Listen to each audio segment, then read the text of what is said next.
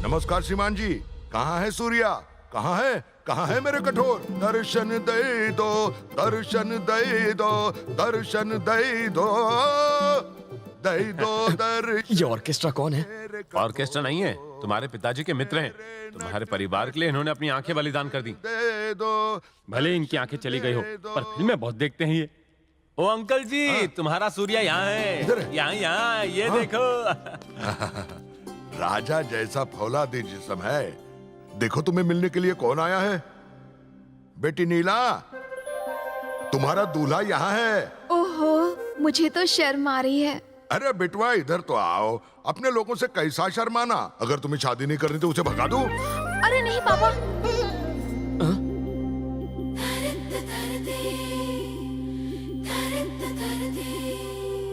हमारी बेटी तो जैसे सीधी सादी गाय है। इधर इसके मुंह में तो जैसे जबान है ही नहीं। तुम इसके साथ बातें करो तो जरा।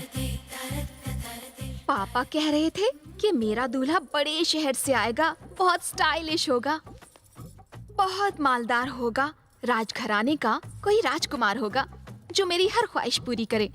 लेकिन सिर्फ पैसों से कोई खुशियाँ थोड़ी खरीद सकता है।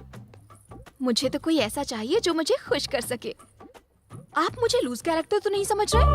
मुझे हर दूसरे दिन लंबे और चौड़े लड़कों के प्रपोजल्स आते हैं, लेकिन मैं उन सबको फौरन मना कर देती हूँ क्योंकि मुझे खुश करना उनके बस की बात नहीं। आप मुझे लूज कैरेक्टर तो नहीं समझ रहे हैं ना? मुझे दूसरों के बच्चे बहुत पसंद हैं, पर बच्चों के पापा को मैं पसंद हूँ, तो हम सब ना साथ में मिलकर खेलते हैं। कहीं आप मुझे लूज कैरेक्टर तो नहीं समझ रहे हैं ना? नहीं, बिल्कुल नहीं। पापा ये भी कह रहे थे कि होने वाले दूल्हे के पास नहीं जाना चाहिए। मैं आपके ज्यादा नजदीक तो नहीं आ रही ना? बाप रे, भाई तो इसके सामने कुल्फी की तरह जम गया है। ये तो इसको चाट चाट के खा जाएगी। मुझे ना एक डाउट है। कहानियों में तो राजकुमार बहुत लंबे और चौड़े होते हैं, लेकिन तुम इतने पिद्दे से क्यों हो? देखो ये दिखते बहुत छोटे हैं, लेकिन इनका बहुत बड़ा है। मेरा मतलब दिल। ओह, अच्छा मुझे एक बात बताइए, आपको तलवार चलानी आती है? देखिए इन्होंने तलवार तो नहीं चलाई, लेकिन जरूरत पड़ने पर सीख लेगा। फिक्र मत कीजिए, मैं आपको सब कुछ सिखा दूंगी। जब भी जरूरत हो आवाज लगा देना। कैसे? नीला और मैं हाजिर हो जाऊंगी। ओके, समझ गया। आवाज जरूर लगाना। हाँ, बाय।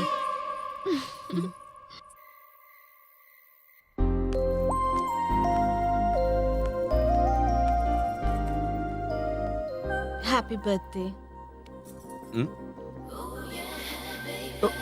ये क्या है?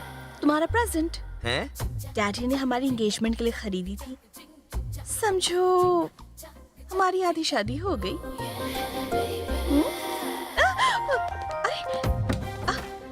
क्या कर रहे हो? आधी शादी हो गई है तो आधा प्यार भी कर ले। सच कह रहा हूँ, आधा ही प्यार करूंगा। छे, शादी तक रुक नहीं सकते? अब शादी में क्या प्रॉब्लम है? मुझे तो फैमिली भी मिल गई है। हाँ? मिल गई मतलब? मैं क्या बोल रहा है यार। तुम वो सब छोड़ो, हमारी फैमिली ने रिश्ता मंजूर कर लिया है। जब मियाँ बीवी राजी तो क्या करेगा काजी। अरे कौन है भैया? ये कहाँ से आ गया? है? ये मेरे ऑर्केस्ट्रा अंकल है। ये कुछ देख नहीं सकते, आवाज मत करना।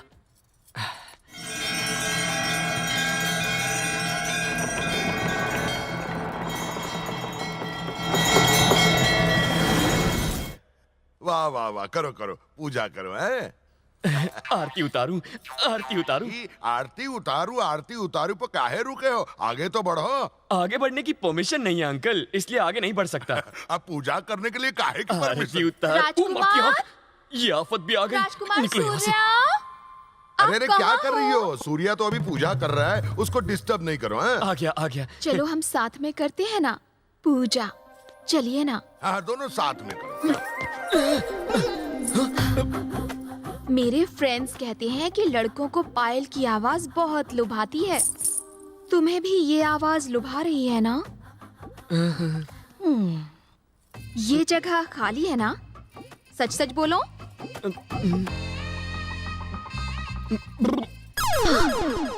सुनकर बड़ा अच्छा लगा।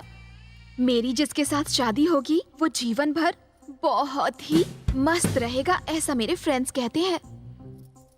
आपको भी ऐसा लगता है ना? ये क्या है? बुकिंग है।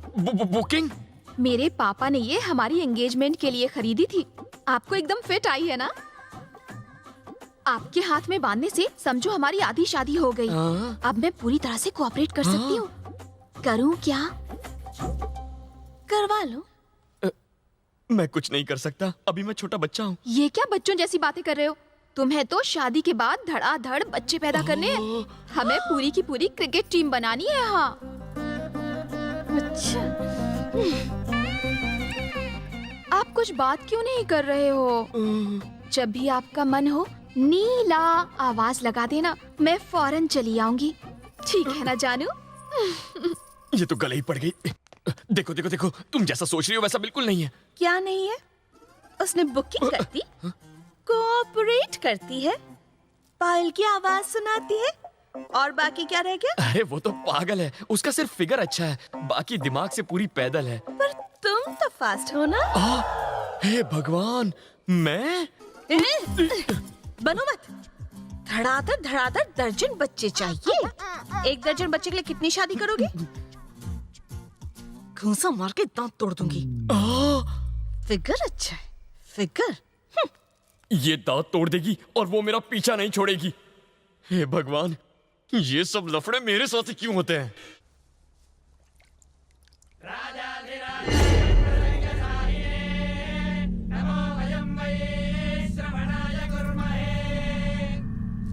महाराज, संक्रांति आ गया है, युद्ध का आमंत्रण भेजना है कि नहीं? राजकुमार सूर्या,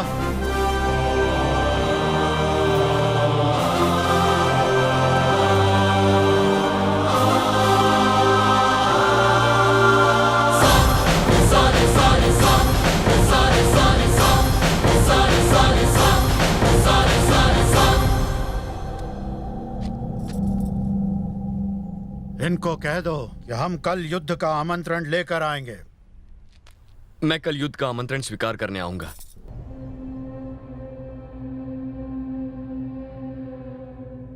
तो क्या मुझे वाकई युद्ध करना पड़ेगा? आज ही के दिन के लिए तुम्हें 25 साल तक छुपाकर पाला गया था। सब लोग तुम्हारा इंतजार करते रहे। तुम्हारा परिवार इसी दिन के लिए तुम्हारा इंतजार करता रहा, और हमारा दुश्मन भी इसी दिन का इंतजार करता रहा। मेरे पिताजी इस युद्ध में मारे गए।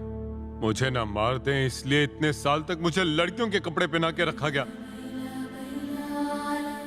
एक औरत के रूप में इतने सालों तक हम इस घर की रक्षा करते रहे तुम्हारे इंतजार में। इस महल के लिए, इस खानदान के लिए तुम्हें लड़ना ही होगा। लेकिन भैया, ये सही कह रहे हैं। जो आग इनके दिल में है वही आग मेरे दिल में भी है। उन्होंने मेरे पापा की आंखें निकाल ली।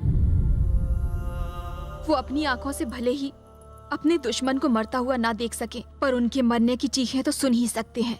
इसी मकसद को पूरा करने के लिए पापा यहाँ आए हैं। मैं और मेरे पापा एक दिन भी चैन की नींद नहीं सो पाए। हम लोगों को चैन की नींद तभी आएगी जब तक के उन दरिंदों की मौत की चीखें नहीं सुन लेते। मेरे पापा की खुशी के लिए उनकी लाशें बिछा दो।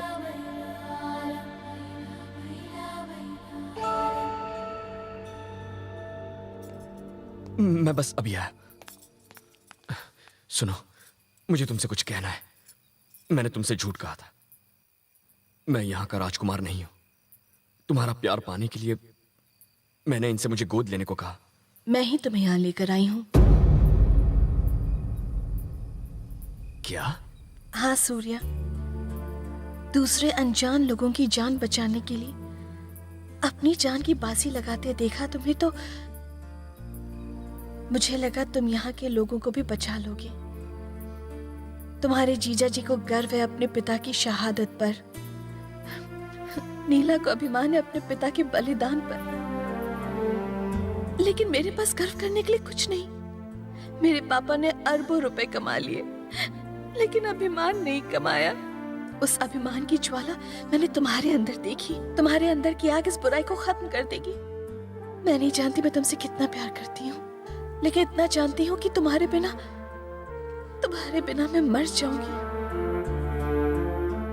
इस धर्मयुद्ध में अगर तुम्हें कुछ हो गया तो तुम्हारे साथ मेरी चिता चलेगी। कल सुबह तुम्हें इस युद्ध का आमंत्रण स्वीकार करना होगा।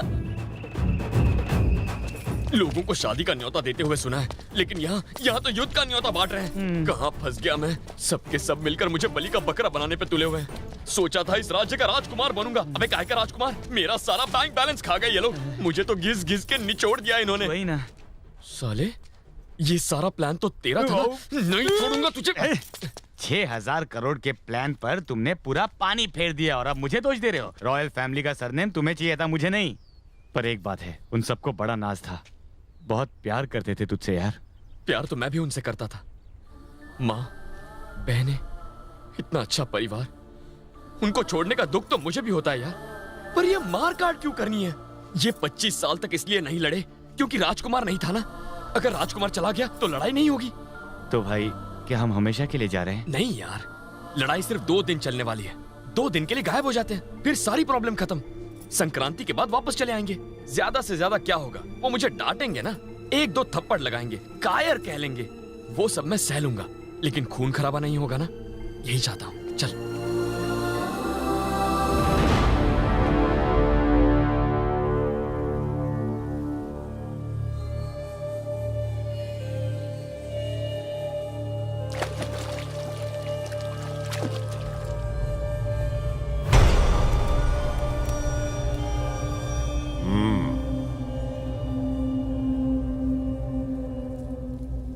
पुजारी, वो लड़का काहे नहीं आया युद्ध करने के लिए?